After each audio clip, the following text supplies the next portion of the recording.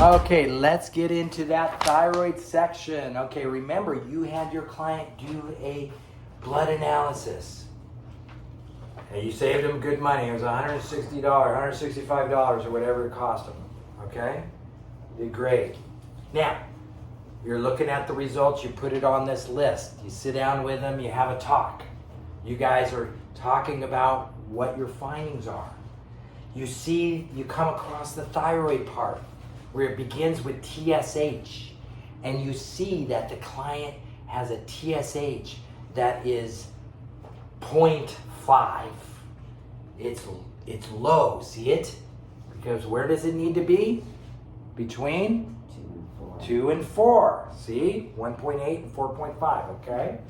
Now, you're like, oh, what are those indicators? When it is low like that, it means hyperthyroid. Remember, with the thyroid being too high, it's shutting down the TSH. Or it means hypopituitary. See how I made that bold for both?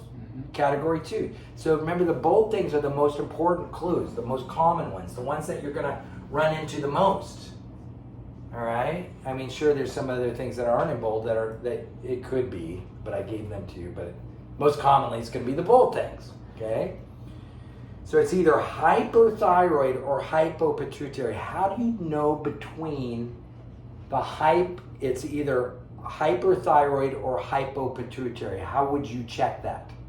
You would then go to what? You would go to the T4 and see if the T4 is high. See? If the T4, say this patient, the T4 is 7.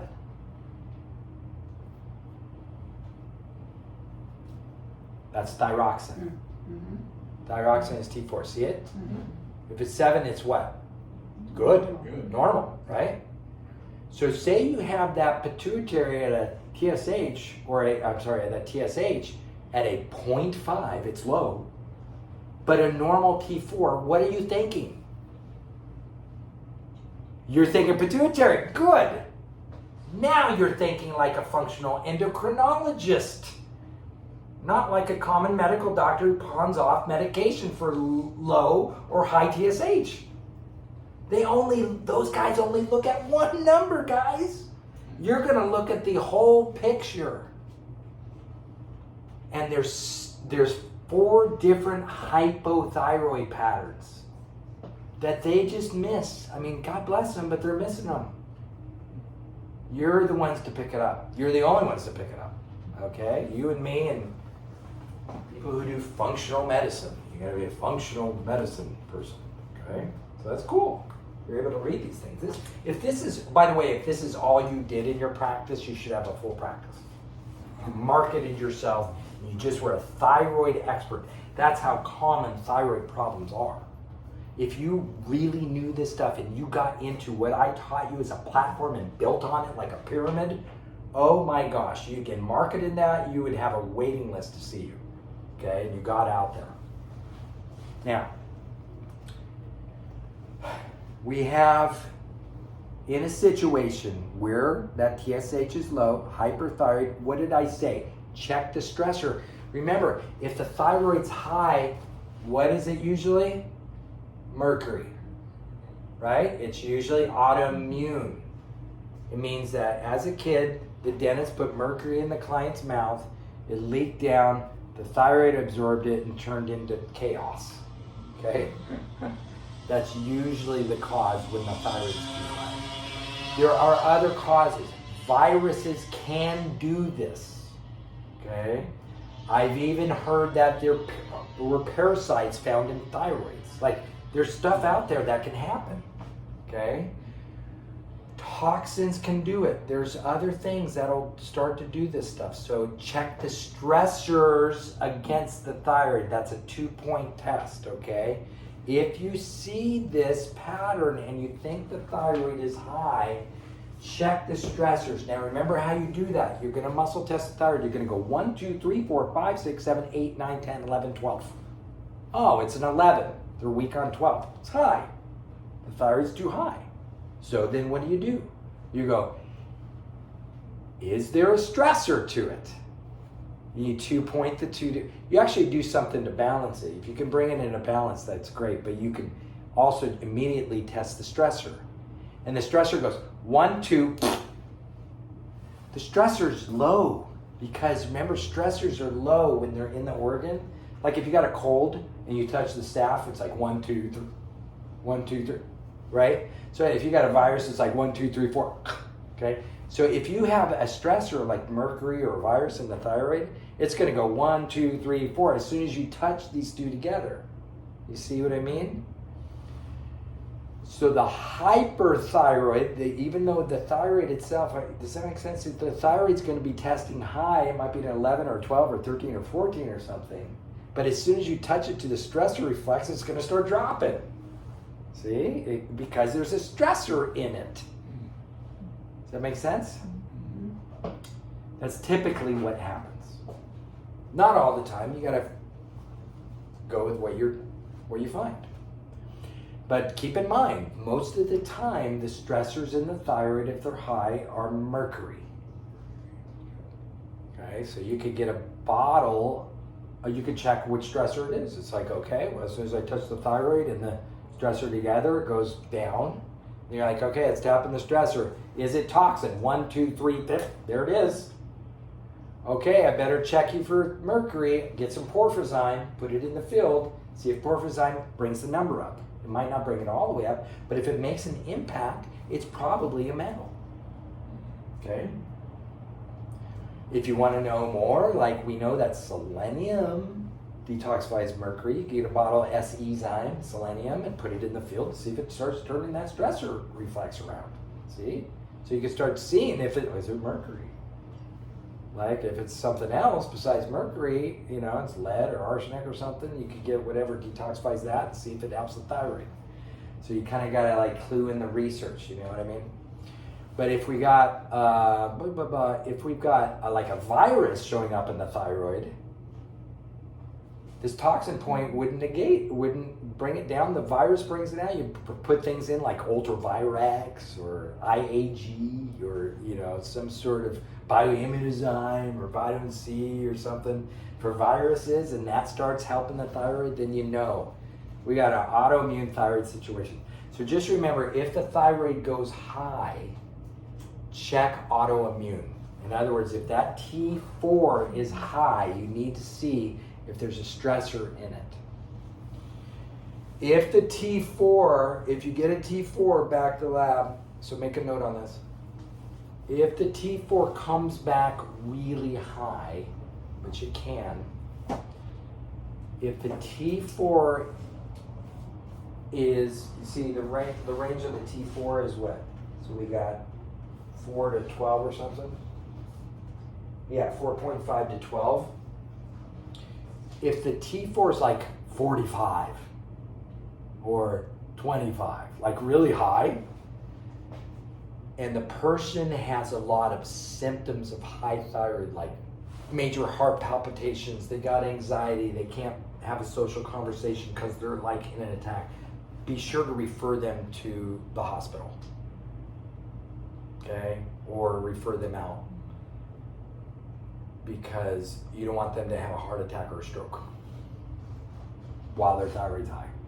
Because if their heart, it's a risk.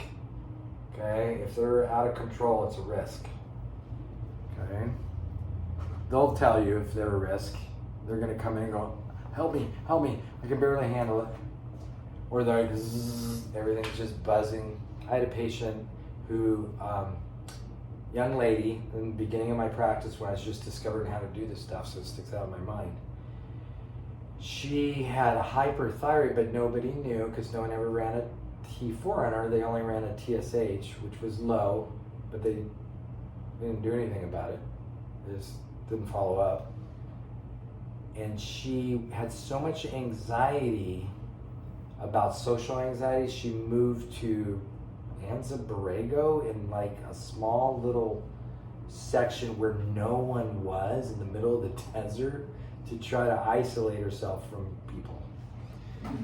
That's what the thyroid will do. I mean, it's just that. I mean, she's a beautiful young lady. She should be out there living her life, but that's not what happened. So the thyroid can literally just, isolate you.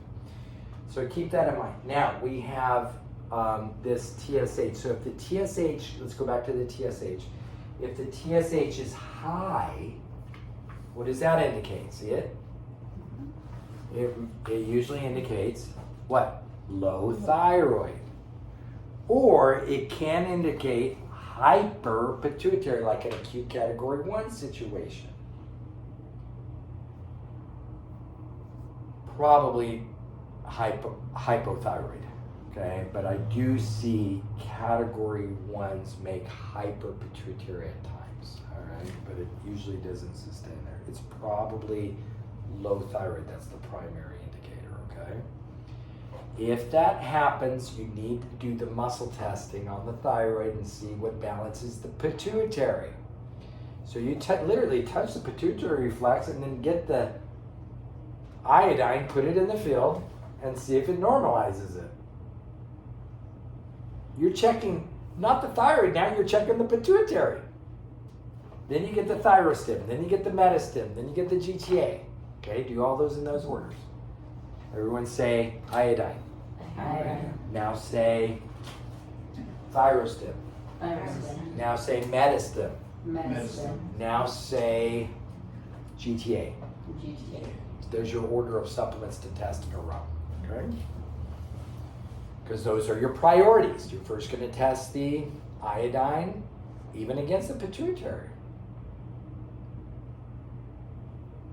You want to see. Now, if the pituitary is on its own, it's hypopituitary. Like, say it's low. We talked about the cytosine PTH-PT. That's when you would use that. But you don't necessarily use it when the pituitary is high. Okay? You don't need to because it's working, right? You wouldn't probably need to check for cytosine. You would check things for the thyroid. Does that make sense? Okay. Now, any questions on the TSH? Groovy? Let's get through. T4. 80% directly from the thyroid. Total T4, 80%. Okay, so we got most of it is from the thyroid. Here we go. Optimal is 7 to 8. And so if it's less than 4.5, you're going to be thinking hypothyroid. If it's above 12, you're thinking hyperthyroid. Anytime you have a hyperthyroid, check those stressor or that autoimmune protocol, which is check the stressors against the thyroid. You got that. We already said that. And a category 1 situation. If it's low, you're thinking hypothyroid or hypopituitary. So there are cases where the pituitary is so worn out, it can't stimulate the thyroid now. Think about that. So here's another scenario. Remember I said there are 4 majors. This is major number 3. If the pituitary is worn down, how's it going to stimulate the thyroid? So there are cases where the medical doctor prescribes thyroid medication to the client for thyroid replacement, and the whole cause of the hypothyroid is really coming from low pituitary or hypopituitary, see? And all they needed the whole time was cytosine PTH-PT. So you can, in fact, take your clients who come in who are already previously on thyroid medication and check the pituitary and see if they're up, the pituitary is working. Because if they take a thyroid medication, it's not going to do anything to help to aid the recovery of pituitary. Only the cytosine PTH-PT will do that, or proper nutrition. So the idea is like just recognize the way that the system works and just go through it a few times. I know this is new, but the more you think about it, write it down, understand it, start writing it down, thinking about it, visualizing it, the more sense it'll make over time. Okay? Just review this lecture. This is a good one for the thyroid, okay? Now, next one is to look at is the T3 uptake. Well, let's skip that for a minute. Skip the free thyroxine index and go down to T3. So we're going to not confuse you, okay? Because remember I said only the three things the thyroid makes. So we have the T4, well, about the thyroid, TSH, thyroxine T4, and T3 is triiodothyronine. Triiodothyronine. Tri means what? 3. 3. Iodo means what? Iodine. T3 is 3 iodines on the molecule versus T4, thyroxine, 4 iodines. See? So this is just, the thyroid produces some of this too, just like every cell. But the thyroid produces 20% from the thyroid and 80% from the liver, pituitary, and it's 4 times more potent than T4. In other words, there are receptor sites on every cell for this T3 to create the metabolism, all right? So you want to really look at the T3 to be the most important factor for thyroid metabolism. But only 20% of it comes out of the thyroid. 80% of it comes out of the liver and the pituitary. That goes out and lands on these T3 receptor sites. The T3 then donates that extra iodine to the cells for metabolism. All right? So you're getting receptor sites of T4 on cells and receptor sites of T3 on cells. Each of those could be clogged on their own. That would be the T7 uptake, and we'll talk about that in a minute. That's going to show us that T3 uptake, and then it should say T7 or free thyroxine index, okay? So let's stay with that T3 for a moment. The range goes from 71 to 181. If it's high, you're going to be thinking, well, are they on hyperthyroid medication? Or are they hyperthyroid? Okay. That's what you're going to be checking. If it's low, check their liver, check their pituitary, and check their thyroid. Got it? So those 3 in order.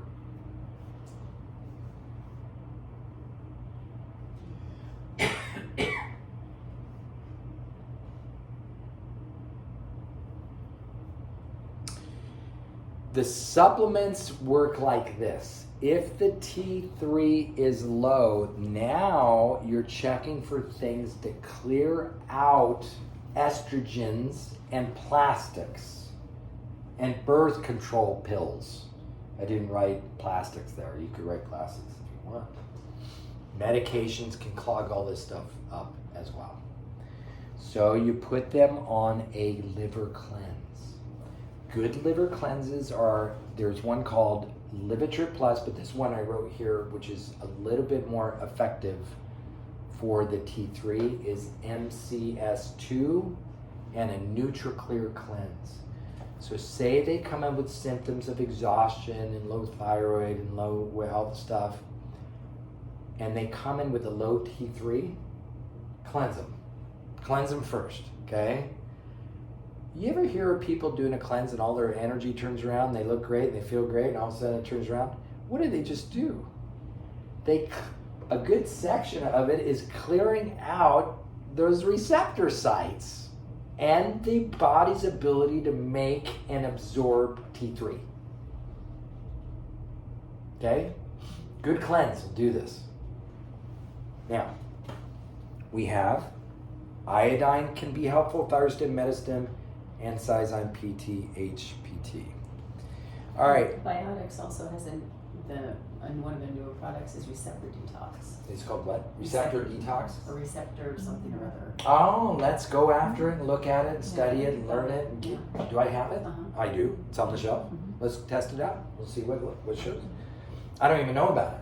Did Holly order it? I didn't order it. Oh, Somebody ordered it. Oh, you ordered it. Yeah. I did. I have it at home. I use it. Holly probably ordered it. Okay. I didn't even know it was that.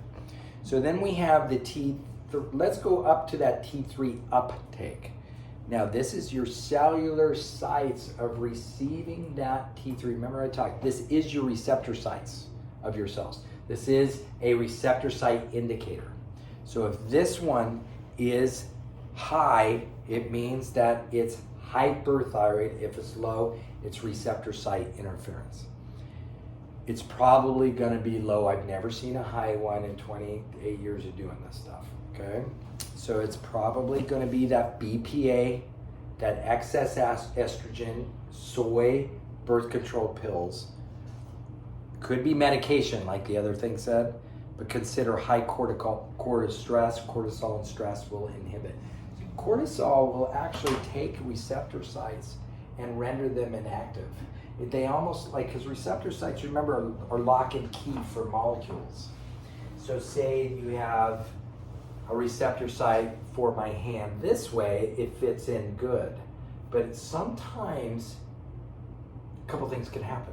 If cortisol hits the system and stress from cortisol, it can start changing the shape of receptor sites, just stressing it. It's almost like putting salt on a snail. You can start sizzling it up, and then you're not fitting in very well. Okay, so your T3 in this case is not fitting into the receptor site very well. So this is the uptake of T3. Or it's already bound to something. This has already got a hand in it. That's the soy or the medication or estrogen already stuck in the receptor site. So that's the issue. So you got to kind of look at this as a free-floating thing. When you're looking at a T3, if the T3 uptake is off, you go, whoa, clogged receptor sites or too much stress. Okay? That's it. So then you got to start going after, well, is it clogged receptor sites or is it too much stress? If it's clogged receptor sites, you're going to give them MCS2 and a NutriClear cleanse. So you treat this just like a low T3, don't you? It's the same treatment. You're going to cleanse this person. So anytime you see a T3 that's low, you're going to cleanse them. Either on the T3 uptake or the T3 itself. Triiodothyronine. Got it? All right. Next one down is the free thyroxine index. So thyroxine index is the T4, because T4 is thyroxine. This is the thyroxine not bound to anything. So the index, okay. Let's back up. Everybody just look at me conceptually for a moment. You have the T4 coming out of the thyroid, okay, which is 4 iodines coming out of the thyroid. This is not as powerful as the T3 that comes out of the thyroid, liver, and pituitary. It's powerful, but it's not as powerful. The T4 comes out, and the T4 can be bound to protein already, or it can be free, floating. Iodine, 4 molecules together, and they're floating around, and they're not bound to anything. When you measure the regular T4, the one we started with, that's protein-bound thyroid. It means able to hit the target tissue and can be activated into the tissue. It means it's already in the tissue. When you have a imbalance in the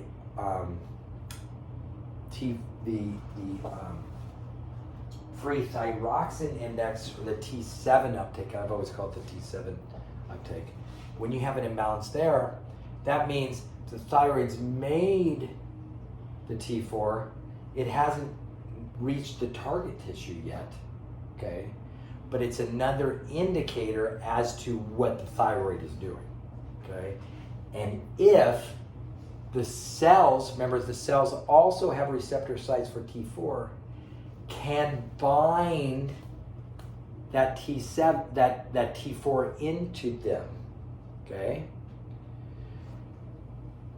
Or if they're all clogged, okay? So the cells themselves, you have on every 40 trillion cells, like I said, you have T4 receivers and T3 receivers. This is the T4 receiver, basically, but they measure it, for some reason, they measure it a different way. They measure it by how much is left in the blood and not bound to the tissue, okay? Now, I don't know the science of why they have to do that, but that's the way they do it. It makes it a little more confusing, but the overall sense is the same. If you have an issue with this T7 uptake or this free thyroxine index, you follow it through here, which states, again, it's the same exact thing. If it's low, which it usually is a low thing, you got to cleanse the person. All right? So many times, these cases of hypothyroid are really not hypothyroid at all. They're clogged receptor sites. So there's a book out written by Dr. Datis Karazian, and he has more degrees behind his name than how long his name is. Okay? This guy was actually one of my kinesiology students. He's the back in many years ago, he formulated all of the Apex supplements, and he's touted to be the #1 nutritionist in the world. Wow. Yeah. And he has a book out, and if you'd like to get the book, I should try to post what it looks like, because it's a great book. It's Why Do I Have Thyroid Symptoms If All of My Thyroid Tests Are Normal?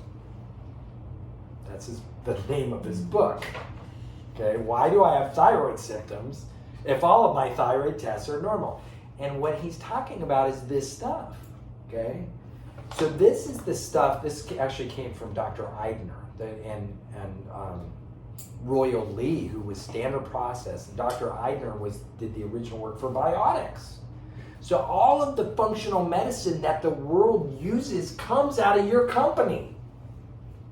They actually were the frontier researchers that came up and found all of these datums to be true, and found the right doctors and put them together into a group. They organized everybody, because up till then everybody was independent, just doing their own thing.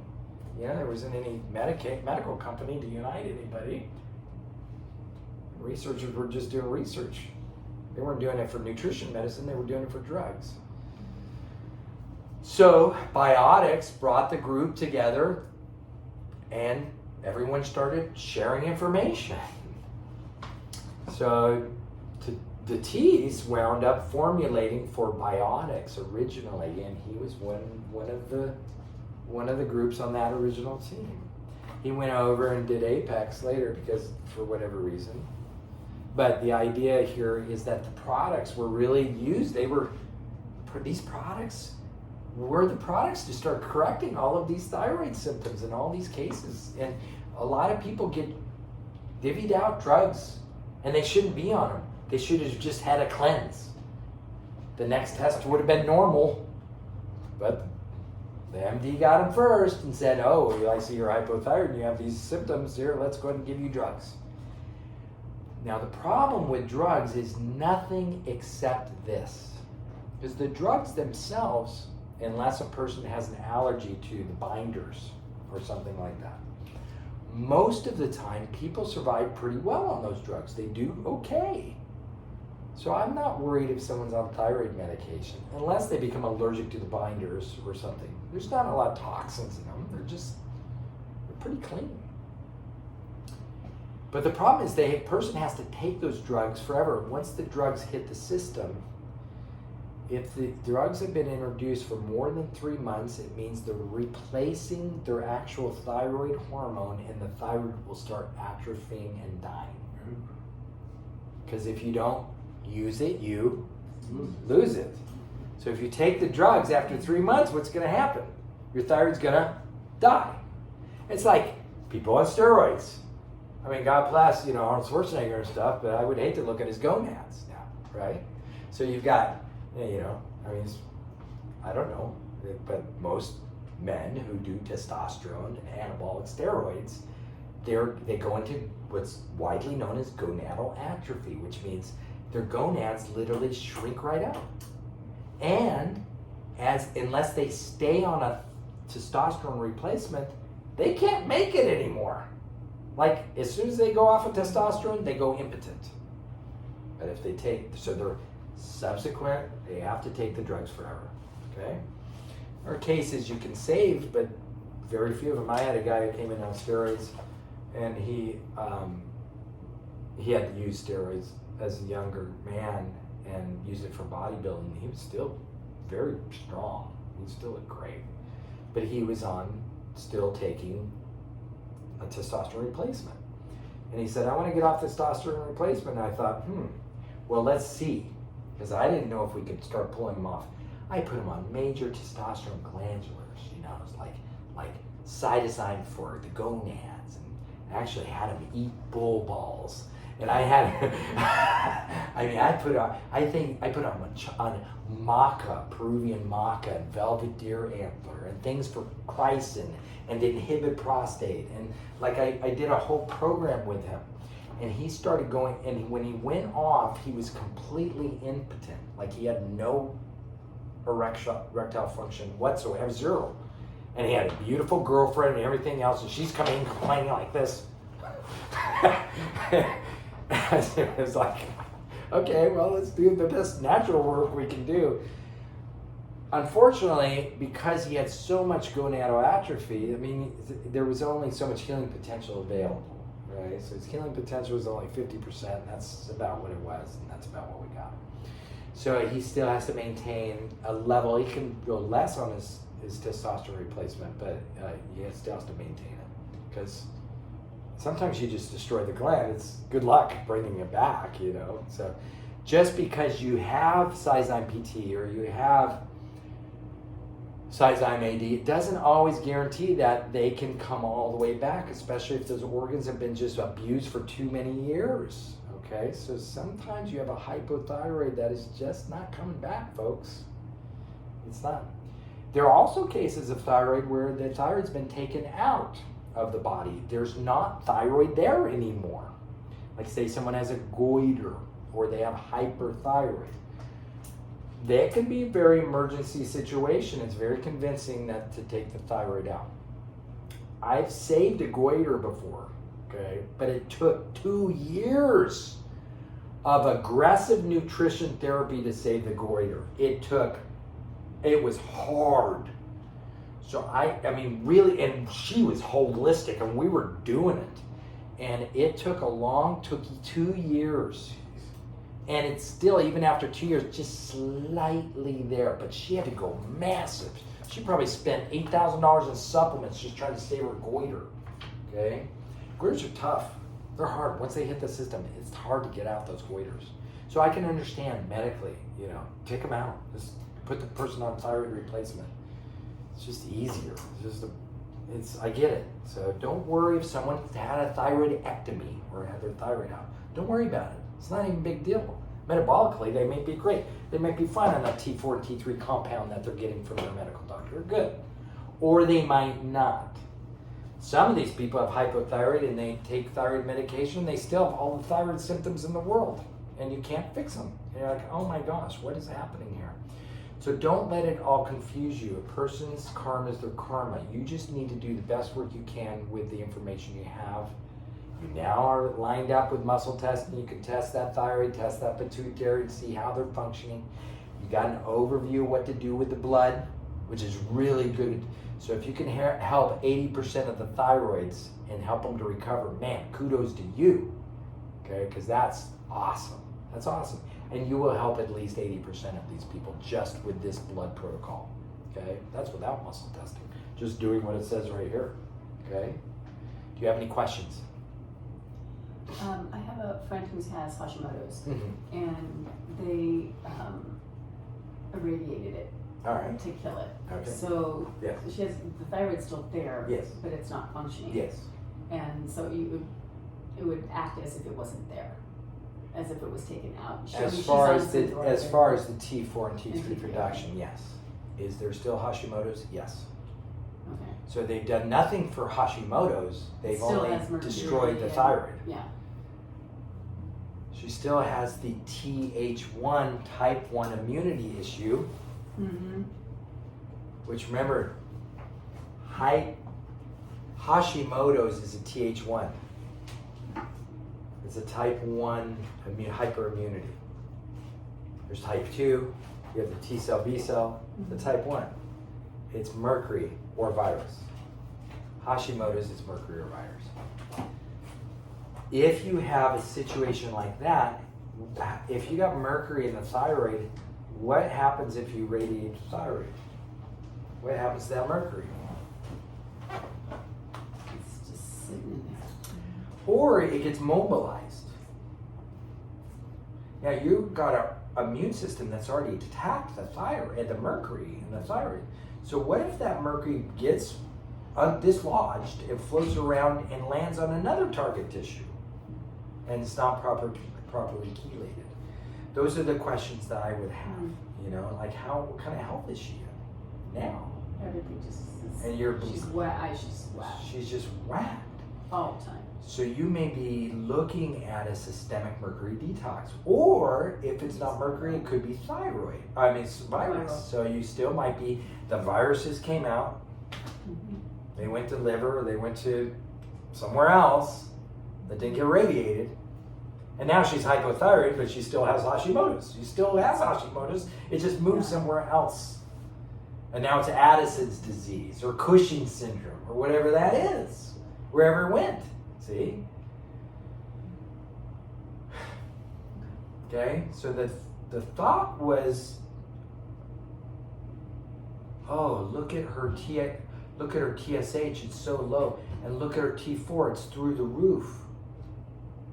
Oh, she's got Hashimoto's, autoimmune. Now let's do a video on what autoimmune thyroid is, okay?